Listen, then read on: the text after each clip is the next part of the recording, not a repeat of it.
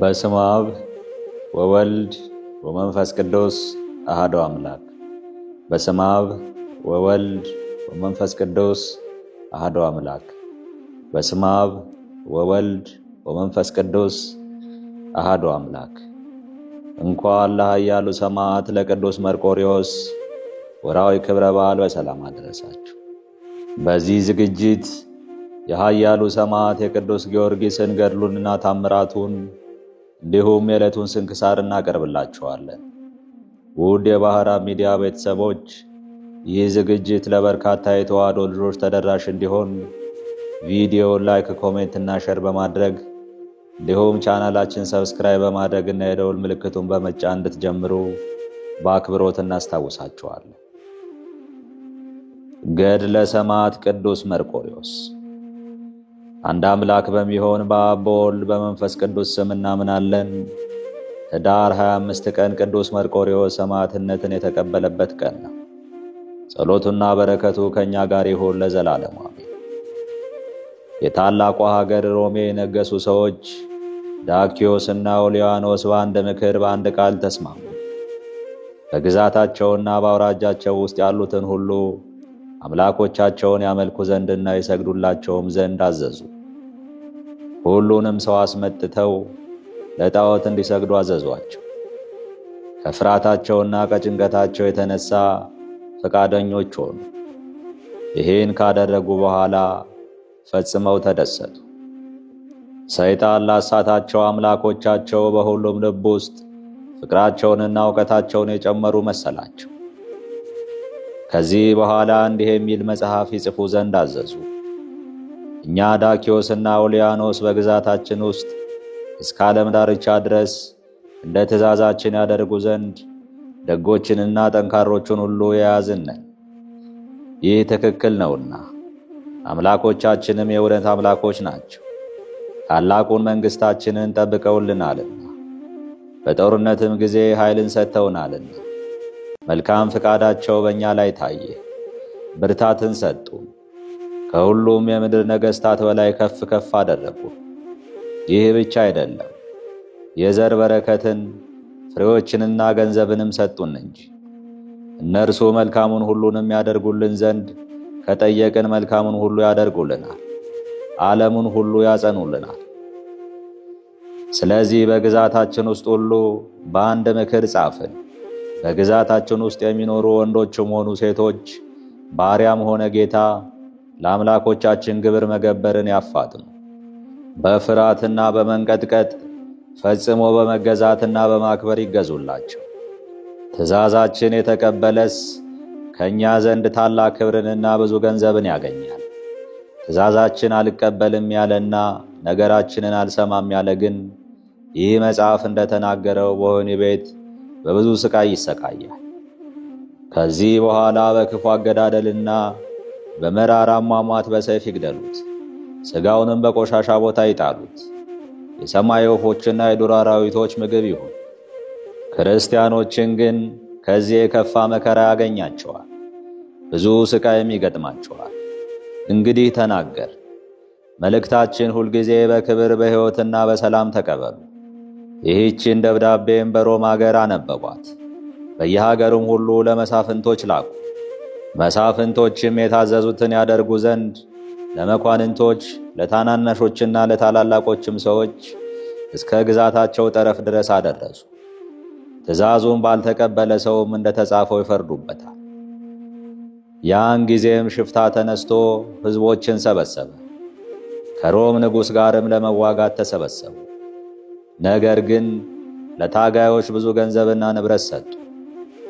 ሁሉም አውጠርኒቆስ ከሚባለው ገዥ ጋር ለፍልሚያ ተዘጋጁ። ዳክዮስም ከሰራዊቱ ጋር ለውጊያ ወጣ። ኦልያኖስን ግን ግዛቱን ይጠብቅ ዘንድ ተዉ። የሁለቱ ሰራዊቶች ተገናኝተው በመካከላቸው ታላቅ ጦርነት ተካሄደ። ዳክዮስም በታላቅ ጭንቀት ውስጥ ወደቀ። ያን ጊዜ ከሮም አገር ከዳክዮስ ሰራዊቶች መካከል እርሱን የሚረዳ መርቆሬዎስ የሚባል አንድ ሰው ተነሳ። እርሱም ጠንካራና ጥበበኛ ነው። መርቆሬዎስ የጦር መሳሪያውን ይዞ መርቆሬዎስ ሆይ አትፍራ፣ አትደንግጥ፣ ልብህን አጽና እያለ ራሱን ሲመክር ልቦናውን አበረታ። ያን ጊዜም ነጭ ልብስ የለበሰ ረዥም ኃይለኛ ሰው በቀኝ እጁ ሰይፍ መዞ ታየ። መርቆሬዎስ ሆይ አትፍራ፣ ልብህን አጽና፣ አንተን ለመርዳትና ለማዳን ወደ አንተ ተልኬአለሁና ብርታትን እሰጥሃለሁ፣ እረዳሃለሁ። ይህን ሰይፍ ከእጄ ወስደህ ሽፍቶችን ግጠማቸው፣ ታሸንፋቸዋለህና። ካሸነፍክ በኋላ ግን ያዳነህን ወደ አንተ የላከኝን እግዚአብሔር አምላክህን አስበው አለው። መርቆሬዎስ ይህን ቃል ሰምቶ ከንጉሥ ጭፍሮች ወደ እርሱ የተላከ ሰው የተናገረው መሰለ። ሰይፉም መዞ በመካከላቸው ገባ። ከግድያው ብዛት የተነሳ እጁ እስኪደክም ድረስ መኳንንቶችን ገደለ። ደማቸውም በምድር ላይ እንደ ውሃ ፈሰሰ። ራሶቻቸውም በዙ። የተረፉትም ከፊቱ ሸሹ። ንጉሥ ዳክዮስ ጠላቶቹን አሸነፋቸው፣ ከእነርሱም የተረፈ የለም።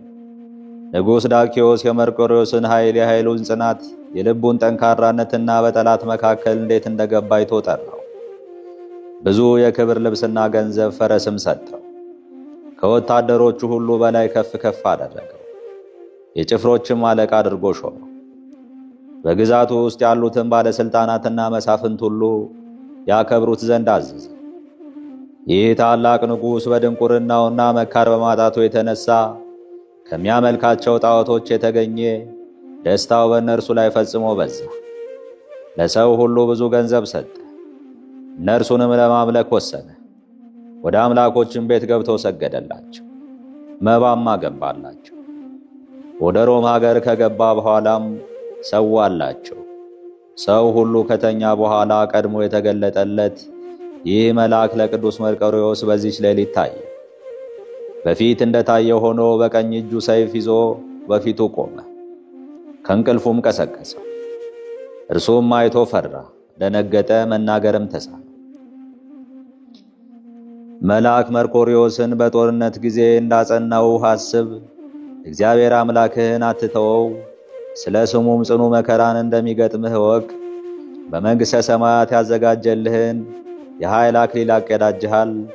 እንዳንተ ጌታቸውን ለሚወዱና ለሚገዙለት ክርስቲያን ወገኖች ኃይል አክሊልን ያቀዳጃቸዋል አለው። መልአኩ ይህን ነግሮት ተሰወረ። መርቆሬዎስ በልቡ አሰበ፣ እግዚአብሔር አገልጋዮቹን እንደሚወዳቸውም አደነቀ። በአባቱና በሰው ሁሉ ዘንድ የክርስቶስን ሕግ አስቀድሞ ተማረ፣ የክርስቲያን ወገን ነውና። መርዲያኖስ የሚባል ሰው ሁል ጊዜ እንዲህ ይላል፣ ለሰማያዊ ንጉሥ ኢየሱስ ክርስቶስ አገልጋይ የሚሆን ብዙ ነው። ኃይልን ብርታትንና ታላቅ ግዛትን በዚህ ዓለም በሚመጣውም ዓለም ይሰጠዋል፣ ጠላቱንም ድል ያደርጋልና።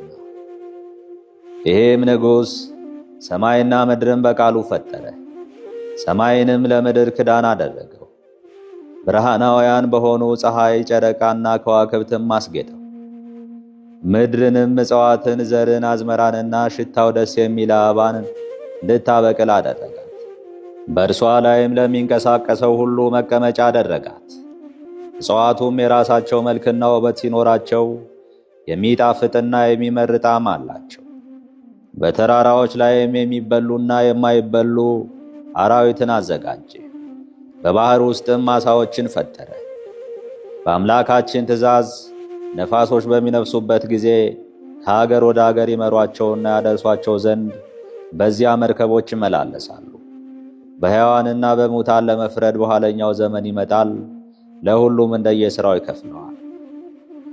መርቆሬዎስም ከአባቱ ዘንድ ይህን ይሰማል፣ ከልቡም አይጠፋም ነበር። በይበልጥም ቀድሞ ከታየው መልአክ ይህን ነገር ሰምቶ ያደንቃል። መርቆሬዎስ አዘነ፣ ጮኸ፣ ከልቡም አለቀሰ። ወየልኝ፣ ወዮት አለብኝ፣ እኔ ችግረኛና በደለኛ ነኝና መልካም ፍሬን እንደማታፈራ ያማረ ዘለላም መስጠት እንደማትችል እንጨት ሆንኩ። ነገር ግን በሐሳብ የሚያጽናናኝ ይሰጠኝ ዘንድ ነፍሴንም ለድህነት ያበረታታት ዘንድ እኔ የምሻውን ይሰጠኝ ዘንድ ፈጣሪ እግዚአብሔርን ማልደዋለሁ አለ። የመርቆሬዎስ ዕድሜው 25 ዓመት ነበር።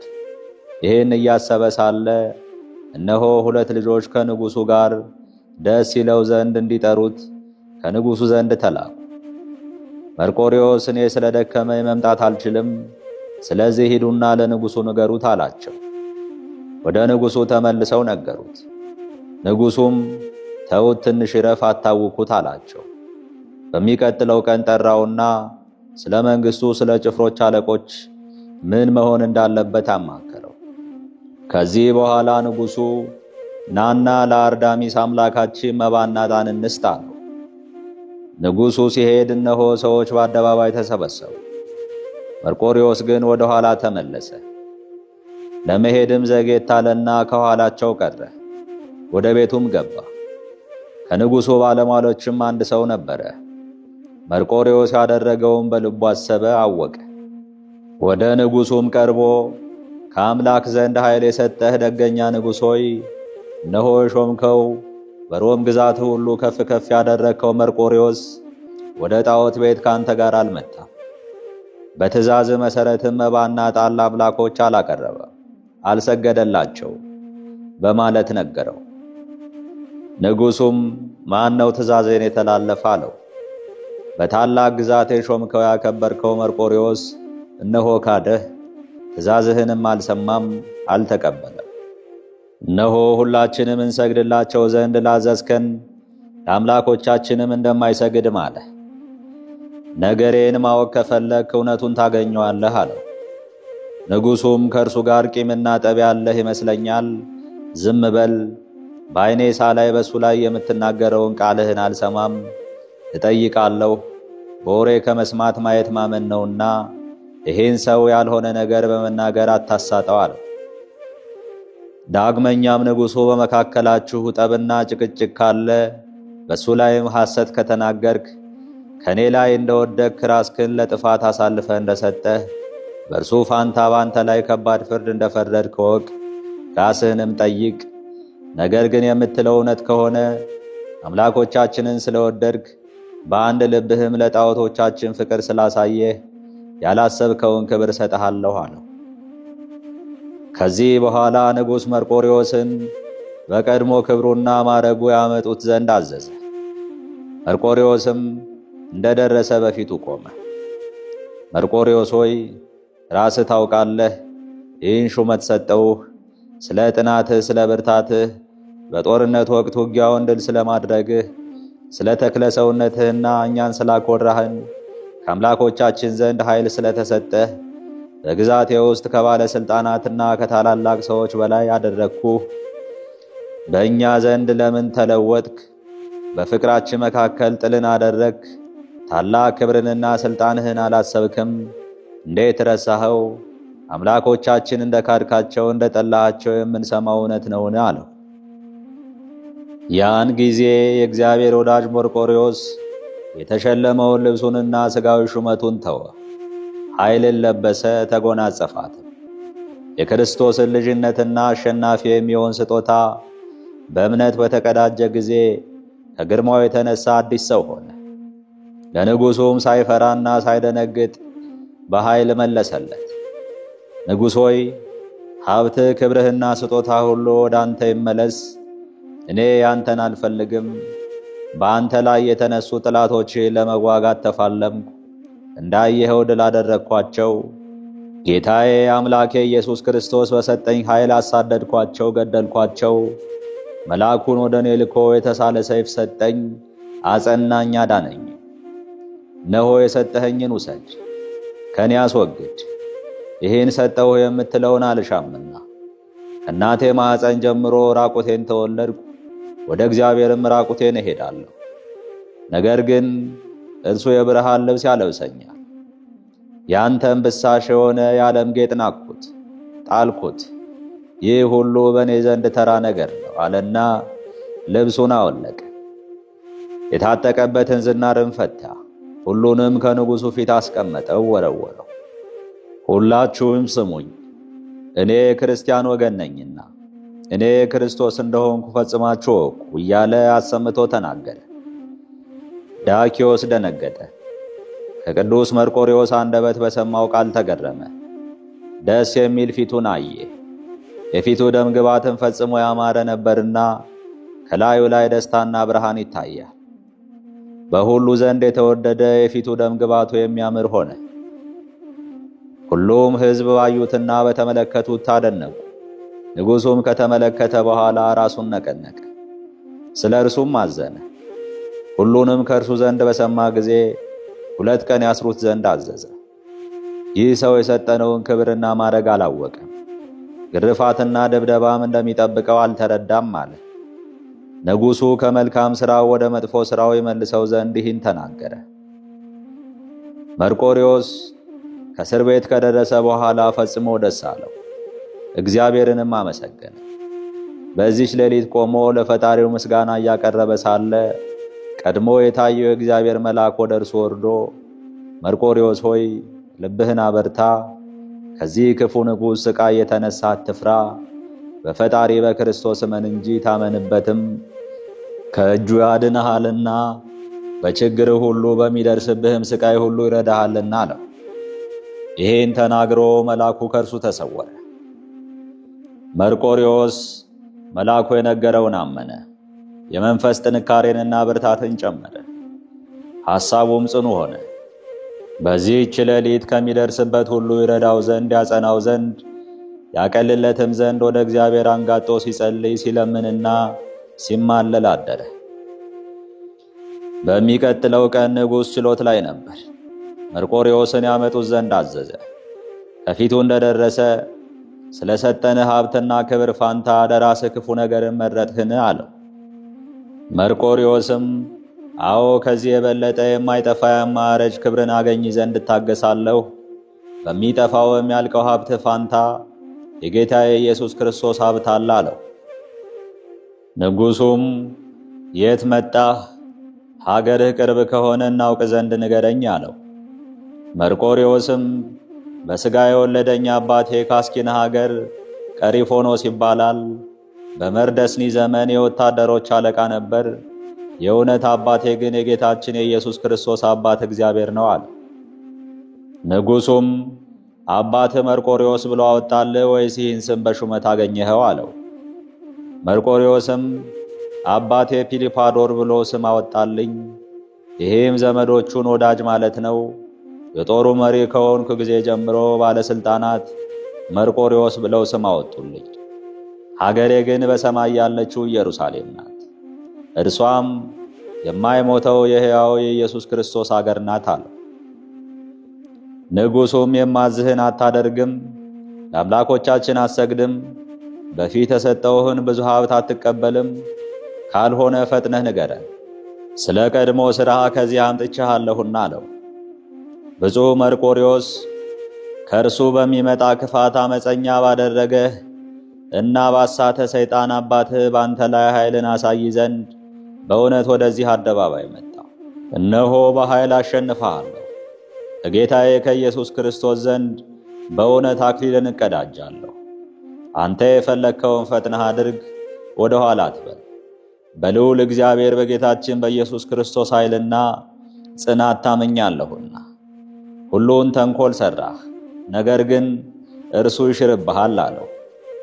ያን ጊዜ ንጉሡ በቁጣ ተሞላ። ለዘላለሙ የማያልፍ የማይጠፋ ሥልጣን እንዳለህ በፊቴ እንደዚህ ትላለህን? ደፈርከኝ አለው። ልብሱን አውልቀው 4 ቋሚ እንጨቶች አዘጋጅተው ከምድር 1 ክንድ ከፍ አድርገው እንዲሰቅሉት በጅራፍ እንዲገርፉት አዘዘ። እንዳዘዛቸውም አደረጉ። ደሙ በምድር ላይ እንደ ውኃ ፈሰሰ። መርቆሬዎስ ሆይ የምትመካበት ኃይልህና ብርታትህ የት አለ? አሁን ደካማ ሆንክ አለው። ሰማዕቱ መርቆሬዎስም ደስ አለው፣ ወደ እውነት አምላክ ጸለየ። በልቡም አምላኬ ኢየሱስ ክርስቶስ ሆይ በችግሬ ጊዜ የጠራሁህ፣ ስማኝ፣ እርዳኝ፣ አድነኝ፣ በአንተ ታምኛለሁና እኔም ባሪያህ ነኝና የእውነት አምላክ ጌታ ኢየሱስ ክርስቶስ ሆይ አንተ ብቻ አምላክ ነህ አለ።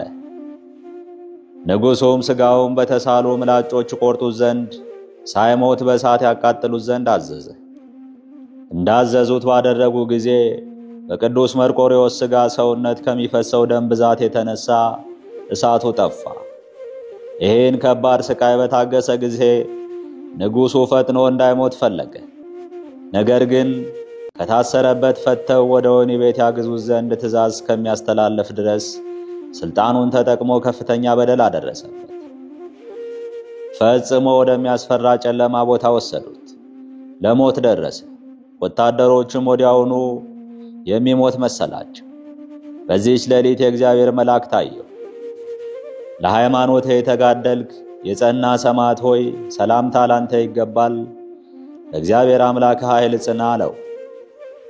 መላ ሰውነቱን በእጁ ዳሰሰው፣ ቁስሉንም አዳነው። ምንም እንዳልነበረበት ሕያው አድርጎ አስነሳውና ተነስቶ እግዚአብሔርን አመሰገነ። ከዚህ በኋላ መልአኩ ከእርሱ ተሰወረ። በሚቀጥለው ቀን ንጉሥ መርቆሬዎስን ያመጡት ዘንድ አዘዘ። ከደረሰ በኋላ ንጉሡ ትናንት ሲወስዱ ከፊታችን ተሸክመው ሳለ ለሞት ደርሰ ነበር፣ ዛሬ በእግርህ እየሄድክ እንዴት መጣህ? በሰውነትህ ውስጥ ቁስልና ሕማም የለም አለው። ጀርባውን ያዩ ዘንድ ጭፍሮቹን አዘዘ። ካዩ በኋላ ሁለመናው ሕያው እንደሆነና ያገኘው የግርፋት ምልክት እንደሌለ በንጉሡ ሥልጣን ማልን አሉ። ንጉሡም ዛሬ ንገሩኝ፣ ያዳነው ክርስቶስ ነውን ወይስ ወደ ጠንቋይና ወደ ሐኪም ቤት ወሰዳችሁት አላቸው። ጠንቋይ እንዳላዳነው ወደ እርሱም የገባ እንደሌለ በታመኑ አምላኮቻችንና እኛን በሚገዛን ሥልጣንህ እንምላለን። ወዲያውኑ የሚሞት መስሎን ነበር። እንዴት እንደዳነ ኃይሉም እንዴት እንደታደሰለት አላወቅንም አሉት። ንጉሡም የክርስቲያኖችን የሥራይ ብርታት እዩ፣ ሳይታመም እንዴት ፈጥኖ እንደዳነ ትናንት የሚሞት መሰለ፣ እነሆ ዛሬ እንዳልታመመ ሰው በጤንነት በእግሮቹ ቆመ አለ። ዳኪዮስም በመርቆሬዎስ ላይ ፈጽሞ ተቆጣ። ማን አዳነህ? መድኃኒት ነውን? ያለ መድኃኒት አትድንምና አለው። መርቆሬዎስም በእውነት ድህነት ከእርሱ የሆነ የነፍስና የሥጋ ፈዋሽ ጌታ ኢየሱስ ክርስቶስ እርሱ ፈወሰኝ፣ መተተኞች ጠንቋዮችና ጣዖት አምላኪዎች ግን ከእርሱ የራቁ ናቸው፣ በማይፈታ ማሰሪያ ያስራቸዋል፣ እሳቱ ለዘላለም ወደማይጠፋ ገሃነም ውስጥ ይጥላቸዋል፣ ፈጣሪያቸው እግዚአብሔርን አያውቁትምና አለው። ዳኪዮስም በከባድ ሥቃይ ያሰቃዩ ዘንድ አዛለሁ፣ የምታመልከው ክርስቶስ ከእጄ ካዳነህ አያለሁ አለው። ጻድቅ በእኔ በጌታ በኢየሱስ ክርስቶስ አምናለሁ፣ ሥቃይ ብታበዛብኝም እምነቴን ልትቀይረው አትችልም። ጌታችን በወንጌል ሥጋችሁን የሚገድሉትን አትፍሯቸው፣ ነፍሳችሁን መግደል አይቻላቸውምና ከሞት በኋላ ነፍሳችሁን በገሃነመ እሳት ውስጥ መጣል የሚችለውን ፍሩት እንጂ ብሎ እንደተናገረ አለው። ንጉሥ በጋለ ብረት ሰውነቱን ያቃጥሉት ዘንድ አዘዘ። ነገር ግን የተሰበሰቡት ሁሉ እያዩ ከመጥፎ ሽታ ይልቅ ከሽቱ ሁሉ መዓዛ የሚያምር ሽታ ከሰውነቱ ወጣ። መርቆሬዎስ ግን በዚህ ሁሉ አንዲት ቃል አልተናገረም፣ በሰማይ ያለውን ያስባል እንጂ። ንጉሡም መርቆሬዎስ ሆይ ባለመድኃኒቱ የታለ? ያድን ዘንድ አሁን ይምጣ፣ ጥራው፣ ከሞትም የሚያድነኝ አለ ትላለህና አለው። መርቆሬዎስም የፈለግከውን በል፣ በሥጋዬ ብቻ ትሰለጥናለህ፣ በነፍሴ ግን ከፈጠራት ከእግዚአብሔር ብቻ በቀር አትችልም። አንተ ሥጋዬን ማጥፋት ትችላለህ፣ ነፍሴ ግን ለዘላለም ሕልፈት በሌለበት በፈጣሪ በክርስቶስ ዘንድ ናት አለው። ንጉሡም ወድቆ ተቀጥቅጦ ፈጥኖ ይሞት ዘንድ በአንገቱ ላይ ታላቅ ድንጋይ አስረው ቁልቁል እንዲሰቅሉ ታዘዘ። የክርስቶስ ሰማዕት ይህን ሁሉ ሥቃይ ታገሰ፣ የእግዚአብሔር ኃይል ከእርሱ ጋር አለና። ንጉሡም ከባዱን ሥቃይ እንደታገሰ በውጊያ ላይም ያለውን ጥንካሬና ጽናት ያውቃልና ሥልጣኑን እንዳይወስድበት ፈራ። ከፍራቱም የተነሳ ፈጥኖ የገድለው ዘንድ ፈለገ። ከአንገቱ ላይ ድንጋዩን አስወግደው አፉን አስረው ከከርከሮና ከበሬ ቆዳ በአራት እጥፍ በተገመደ በጠፍር ጅራፍ ይገርፉትና ይደበድቡት ዘንድ አዘዘ። ደሙ በምድር ላይ ፈሶ እስኪሞላ ድረስ እንዳዘዛቸው አደረጉ። እርሱ ግን በእግዚአብሔር ስላመነ እንደ ጠንካራ ድንጋይ ቻይ ሆነ። ሥቃዩን አልፈራም። ወደ እግዚአብሔርም እየጸለየ ሥቃዩን ተቋቋመው። ሁሉን ያስክ ጌታዬ ኢየሱስ ክርስቶስ ሆይ ስለ ቅዱስ ስምህ ጠላቶችህ ያሰቃዩኝ ዘንድ ዝግጁ ስላደረግከኝ ፈጽሜ አመሰግንሃለሁ አለ። ንጉሡም የሃይማኖቱን ጽናት አይቶ ሊመልሰው ባለመቻሉ ጊዜው እንዳይረዝም በጽናቱም መንግሥቱን እንዳይቀማው ፈርቶ አንገቱን በሰይፍ እንዲቆርጡ ታዘዘ። እንዲህ ሲልም ጻፈ። መርቆሬዎስ የተከበሩ አምላኮቻችንን ሰደበ፣ ትእዛዞቻችንም አቃለለ፣ የተከበረ መጽሐፋችንንም አልተቀበለም። ስለዚህ ቂሳርያ ወስደው አንገቱን በሰይፍ ቆርጠው ይግደሉት፣ በእርሱ መንገድ የሚሄደውን ሁሉ ታላቅ ቅጣት ይጠብቀው ዘንድ ሲል አዘዘ። የታዘዙትም በብረት በትር ከመደብደቡና ከግርፋቱ ብዛት የተነሳ ስለደከመ በሰረገላ ጭነው ወደ ቂሳርያ ወሰዱት። ሲሄድም በሰረገላው ላይ ይቀመጥ ዘንድ አልቻለም፣ ጽኑ ስቃይ ደርሶበታልና። ከጦርነት ከተመለሱ በኋላም ሲመሽ ወታደሮቹ ቂሳርያ ደርሰው አደሩ። በመንፈቀ ሌሊትም ጌታችንና መድኃኒታችን ኢየሱስ ክርስቶስ ታየው።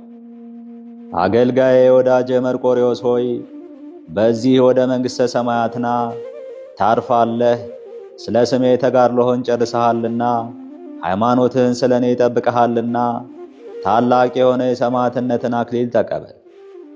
ከረፍት በኋላ ያዘጋጀሁልህን መንግሥቴን ተወርስ ዘንድ ወደ ረፍት ና አለው። አገልጋዬ መርቆሬዎስ ሆይ እውነት እልሃለሁ ቤትህን ሹመትህንና በዚህ ዓለም ያለህን ሁሉ እንደተውክ ተድላና ደስታን ክብርንና ሹመትን ገንዘብን ሁሉ ትተህ እንደፈለግከኝ ወደ እኔ መጥተህ ሥጋህን ስለ ስሜ ለሕማምና ለሥቃይ እንደሰጠህ እነሆ ዋጋህን እከፍልሃለሁ። ስምህ በዓለም ሁሉ የታወቀ ይሁን። በስምህ ብዙ ታምር ይደረጋል። ሁል ጊዜ ስምህን ለሚጠሩ በንጹሕ ልብ ሆነው በጸሎትህ ለሚታመኑ ሁሉ ከረፍት በኋላ በእውነት ያለ ሐሰት ለዘላለም ዋጋቸውን እከፍላቸዋለሁ። ቅዱስ ሚካኤልም ቤተ ክርስቲያንህን ለዘላለም የሚያገለግል ይሁን። ቤተ ክርስቲያንህን ዘወትር ለሚያገለግል ወደ ማኅበረ በኩር አቀርበዋለሁ። ልጁም በስምህ ለሚሰይም ከክፉ ሁሉ ጠብቀዋለሁ። የገድልህ መጽሐፍና ስምህን ለሚጽፍ በሕይወት መጽሐፍ ስሙን እጽፈዋለሁ። መንግሥተ ሰማያትንም ለዘላለም አወርሰዋለሁ አለ። መርቆሬዎስ ይህን ከእግዚአብሔር ዘንድ ከሰማ በኋላ ነቃ፣ ደስም አለው። የታዘዙትንም እንደታዘዛችሁ ፈጥናችሁ አድርጉ። እኔ ዓለምን የፈጠረውን እግዚአብሔርን ወደ እርሱ ይጠራችሁ ዘንድ ሐሳባቸውን ከእርሱ ጋር ካደረጉ ቅዱሳን ቦታ ያገባችሁ ዘንድ ችግራችሁንም ያቀልላችሁ ዘንድ ለምነዋለሁ አላቸው። ከዚህ በኋላ ራሱን አዘነበለና አንገቱን ቆረጡት። ኅዳር 25 ቀንም ሰማዕትነትን ተቀበለ።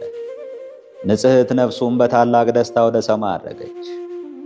ከእርሱም ብዙ ታምር ስለታየ የታምሩ መጽሐፍ ሊያነቡ ይገባል። በተቆረጠ ጊዜ ሥጋው ነጭ ሆነ፣ በረዶም መሰለ። ከእርሱም መዓዛው የሚያምር ሽታ ወጣ። ሰዎች አይተው በእግዚአብሔር አመኑ፣ ለስሙም ተገዙ። በዚህች ዕለት ብዙዎች ሰማዕትነት ተቀበሉ። ሥጋውንም ወደ ሌላ ቦታ ቀበሩት። በጌታችን በአምላካችን በመድኃኒታችን በኢየሱስ ክርስቶስ ኃይል ከእርሱ ብዙ ታምራት ታየ። ከይቅር ባይ አባቱ ጋር ማሕየዊ ከሚሆን ጋር ለእርሱ ምስጋና ሥልጣንና ኃይል ዛሬም ዘወትርም ለዘላለሙ ይገባል፣ አሜን። ይህን መጽሐፍ የጻፈውን ያጻፈውን ያነበበውን የተረጎመውን ቃሎቹንም የሰማውን የሰማዕቱ የመርቆሬዎስን መታሰቢያ ያደረገውን እግዚአብሔር በመንግሥተ ሰማያት ለዘላለም በአንድነት ይማራቸው፣ አሜን ይሁን ይደረግ። አባታችን ሆይ በሰማያት የምትኖር፣ ስምህ ይቀደስ፣ መንግሥትህም ትምጣ፣ ፈቃድህ በሰማይ እንደሆነች እንዲሁም በምድር ትሁን። የዕለት እንጀራችንን ስጠን ዛሬ፣ በደላችንን ይቅር በለን እኛም የበደሉንን ይቅር እንደምንል። አቤቱ ወደ ፈተናም አታግባን ከክፉ ሁሉ አድነን እንጂ መንግሥት ያንተ ናትና ኃይል፣ ክብር፣ ምስጋና ለዘላለሙ አሜን። እመቤቴ ማርያም ሆይ በመልአኩ ቅዱስ ገብርኤል ሰላምታ ሰላም እልሻለሁ። በሐሳብሽ ድንግል ነሽ፣ በሥጋሽም ድንግል ነሽ። የአሸናፊ እግዚአብሔር እናት ሆይ ሰላምታ ላንቺ ይገባል። ከሴቶች ሁሉ ተለይተሽ አንቺ የተባረክሽ ነሽና የማኅፀንሽም ፍሬ የተባረከ ነው። ጸጋን የተመላሽ ቅድስት ሆይ ደስ ይበልሽ፣ ልዑል እግዚአብሔር ካንቺ ጋር ነውና ከተወደደው ልጅሽ ከጌታችን ከመድኃኒታችን ከኢየሱስ ክርስቶስ ዘንድ ይቅርታና ምሕረትን ለምኝልን ኃጢአታችን ያስተሰርይልን ዘንድ ለዘላለሙ አሜን። ከዚህ በመቀጠል የዕለቱን ስንክሳር እናስደምጣለን። ውድ የባህራን ሚዲያ ቤተሰቦች፣ ይህ ዝግጅት ለበርካታ የተዋሕዶ ልጆች ተደራሽ እንዲሆን ቪዲዮ ላይክ፣ ኮሜንት እና ሼር በማድረግ እንዲሁም ቻናላችን ሰብስክራይብ በማድረግና የደወል ምልክቱን በመጫን ዝግጅቱን ማዳመጥ እንድትቀጥሉ በአክብሮት እናስታውሳችኋለን። ስንክሳር ዘወርኃ ሰኔ 25 አንድ አምላክ በሆነ በአብ በወልድ በመንፈስ ቅዱስ ስም ሰኔ 25 በዚች ቀን ከ72ቱ አርድእት አንዱ የጸራቢው ዮሴፍ ልጅ ሐዋርያው ይሁዳ በሰማዕትነት ሞተ። ይህም ሐዋርያ በብዙ አገሮች ሰበከ። ወደ አንዲት ደሴትም ገብቶ በውስጧም ሰበከ። ሰዎቿንም በጌታ ሳመናቸው፣ ቤተ ክርስቲያንም ሠራላቸው፣ በቀናች ሃይማኖትም አጸናቸው። ከዚያም ወደ ሮሃ ሀገር ሄዶ የሮሃ ንጉሥ አውጋንዮስን ከደዌው ፈወሰው፣ የክርስትና ጥምቀትንም አጠመቀው። ከዚያም ደግሞ ሐራፒ ወደሚባል አገር ሄዶ በውስጧ ሰበከ። ከሰዎቿ ብዙዎቹን አጠመቃቸው፣ ቤተ ክርስቲያንም ሠራላቸው። እዚያችም አገር ገዢ ይዞ ጽኑ ሥቃይ አሰቃየው። ችንካር ያለው ጫማ በእግሮቹ ውስጥ አድርጎ 1 ምዕራፍ ያህል አስሮጠው። ከዚህም በኋላ ሰቅሎ በፍላጻ ነደፈው። ክብር ይግባውና በጌታችን እጅ ነፍሱን ሰጠ። ከመከራውም አስቀድሞ ለምእመናን መልእክትን ጽፎ ላከ። እርሷም ከሐዋርያት መልእክቶች 7ተኛ የሆነች ምስጢርን የተመላች ናት። በእርሷም ብዙዎች አረማውያንን ክብር ይግባውና ጌታችን ኢየሱስ ክርስቶስ ወደ ማመን አስገባቸው። ለእግዚአብሔር ምስጋና ይሁን፣ እኛንም በጸሎቱ ይማረን፣ በረከቱም ከእኛ ጋር ትኑር ለዘላለሙ አሜን። አባ ጴጥሮስ ሊቀ ጳጳሳት። ዳግመኛም በዚህች ቀን ለአባቶች ሊቃነ ጳጳሳት 44ተኛ የሆነ የእስክንድርያ ሊቀ ጳጳሳት ቅዱስ አባ ጴጥሮስ አረፈ። ይህም አባት ከመሾሙ በፊት የማርቆስ መንበር ያለ ሊቀ ጳጳሳት ለብዙ ዘመናት ኖረ። እስላሞች ንጉሥና መኳንንቶቹ አልፈቀዱላቸውም ነበርና። ከዚህም በኋላ ሃይማኖቱ የቀና ደግ መኮንን በእስክንድርያ ከተማ ላይ ተሾመ። ያን ጊዜም የአገር ሽማግሌዎች ወደ እርሱ ተሰብስበው ሊቀ ጳጳሳት እንደሌላቸው ሐዘናቸውን ነገሩት። እርሱም ደብረ ማህው ወደሚባለው ወደ ደብረ ዝጋግ ወጥተው እንዲጸልዩ ለራሳቸውም ሊቀ ጳጳሳት እንዲሾሙ አዘዛቸው። በዚህም ነገር ደስ ብሏቸው ቀሲስ አባ ጴጥሮስን ወስደው ሊቀ ጵጵስና ሾሙት። በእርሱም ደስ አላቸው። በዚያም ወራት የአንጾኪያ ሊቀ ጳጳሳት አባ ሳዊሮስ ሞተ። የአንጾኪያ አገርም ያለ ሊቀ ጳጳሳት ትኖር ነበር። የአንጾኪያ ምዕመናንም ለእስክንድርያ ከተማ አባ ጴጥሮስ እንደተሾመ በሰሙ ጊዜ እነርሱም የተማረ ደግ ሰው ለአንጾኪያ ሾሙ። ስሙም ታውፋኔዎስ ይባል ነበር። እርሱም ከአባ ጴጥሮስ ጋር ተስማማ። እነርሱም ስለ ቀናች ሃይማኖት በመልእክቶቻቸው ይገናኙ ነበር። ከእነርሱም እያንዳንዱ በባልንጀራው ምክር በጸሎትና በቅዳሴ ጊዜ ይሰብክ ነበር። ወደ አገራቸውም መግባት አልተቻላቸውም ነበርና አባ ጴጥሮስም በግብፅ ደቡብ በአንባንያ ገዳምና በዝጋግ ገዳም ይኖር ነበር። አባ ተውፋኔዎስም ከአንጾኪያ ከተማ ውጭ በአፍቆንያስ ገዳም ይኖር ነበር። በዚያም ወራት ከእስክንድርያ ከተማ ውጭ 700 ገዳማትና ሃይማኖታቸው የቀና ምዕመናንም ያሉባቸው 32 መንደሮች ነበሩ። በግብፅ አውራጃ ሁሉና በላይኛው ግብፅ በአስቄጥስ ገዳማት የሚኖሩ መነኮሳት እንዲሁም ኖባና ኢትዮጵያ በዚህ በአባ ጴጥሮስ ሥልጣን ስር ነበሩ። እኒህ ሁሉ ሃይማኖታቸው የቀና ነበር፣ በትእዛዙም ጸንተው ይኖሩ ነበር። እርሱም በቀናች ሃይማኖት ይጸኑ ዘንድ ወደ እርሳቸው መልእክቶቹን መጻፍ አያቋርጥም ነበር። እስክንድርያን ገዳማት ሁሉና መንደሮቹንም እየዞረ ያስተምራቸውና የመክራቸው ያጽናናቸውም ነበር። ከእርሱ በኋላ ሊቀ ጳጳሳት የሆነ ቅዱስና አዋቂ የሆነ ደቀ መዝሙር ነበር። እርሱም በሊቀ ጵጵስናው ሥራ ሁሉ ይራዳው ነበር። ይህም አባት ጴጥሮስ አንዳንድ ጊዜ ወደ እስክንድርያ ከተማ ይገባ ነበር። የሰዎቿንም ሥራቸውን ተመልክቶ ያስተምራቸውና በሃይማኖት ያጸናቸው ነበር። በ12 ዓመት የሹመት ዘመን እንደ ሐዋርያት መንጋዎቹን እየጠበቀ እንዲህ በሹመቱ ኑሮ በሰላም አረፈ። ለእግዚአብሔር ምስጋና ይሁን፣ እኛንም በጸሎቱ ይማረን፣ በረከቱም ከእኛ ጋር ትኑር ለዘላለሙ አሜን። ሰኔ 25 ቀን የሚከበሩ ዓመታዊ የቅዱሳን በዓላት። አንደኛ ቅዱስ ይሁዳ ሐዋርያ ከ72ቱ አርድእት። ሁለተኛ ሰማዕቱ ጲላጦስ መስፍን። ሦስተኛ ቅድስት አብሮቅላ ሚስቱ። አራተኛ አባ ጴጥሮስ ሊቀ ጳጳሳት። አምስተኛ የጸደይ መውጫ የክረምት መግቢያ። ወርሃዊ በዓላት። አንደኛ ቅዱስ መርቆሬዎስ ሰማዕት። ሁለተኛ ቅድስት ቴክላ ሐዋርያዊት። ሦስተኛ ቅድስት አበከረዙን ሰማዕት። አራተኛ ቅዱስ ዱማዴዎስ ሶርያዊ። አምስተኛ አቡነ አቢብ አባ ቡላ። ስድስተኛ ቅዱስ አባ ቡፉና ጻድቅ። የኢየሱስ ክርስቶስ ባሪያ ያዕቆብም ወንድም የሆነ ይሁዳ በእግዚአብሔር አብ ዘንድ ተወደው ለኢየሱስ ክርስቶስም ተጠብቀው ለተጠሩ ምሕረትና ሰላም ፍቅርም ይብዛላችሁ። ወዳጆች ሆይ ስለምንካፈለው ስለ መዳናችን ልጽፍላችሁ እጅግ ተግቼ ሳለሁ ለቅዱሳን አንድ ጊዜ ፈጽሞ ስለተሰጠ ሃይማኖት እንድትጋደሉ እየመከርኳችሁ እጽፍላችሁ ዘንድ ግድ ሆነብኝ። ይሁዳ 1 ቁጥር 1።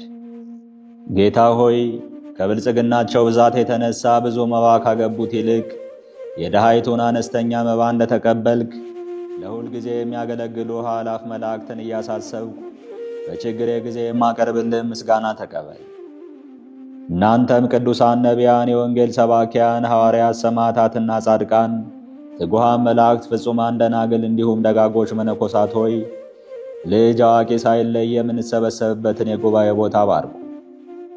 ይህን መጽሐፍ ወረቀት አዘጋጅቶ ብራና ዳምጦ የጻፈውን ያጻፈውም ከግዕዝ ወደ አማርኛ የተረጎመውን ቃለ ንባቡን በእርጋታ መንፈስና በተመስጦ ሕሊና ያዳመጠ በደለኛን ሁሉ የምታስምር የጌታ እናቱ በማርያም ጸሎት ኢየሱስ ክርስቶስ በአንድነት ይማረን። አነሳስቶ ላስጀመረን አስጀምሮ ላስፈጸመን ለልዑል እግዚአብሔር ክብር ምስጋና ይግባው።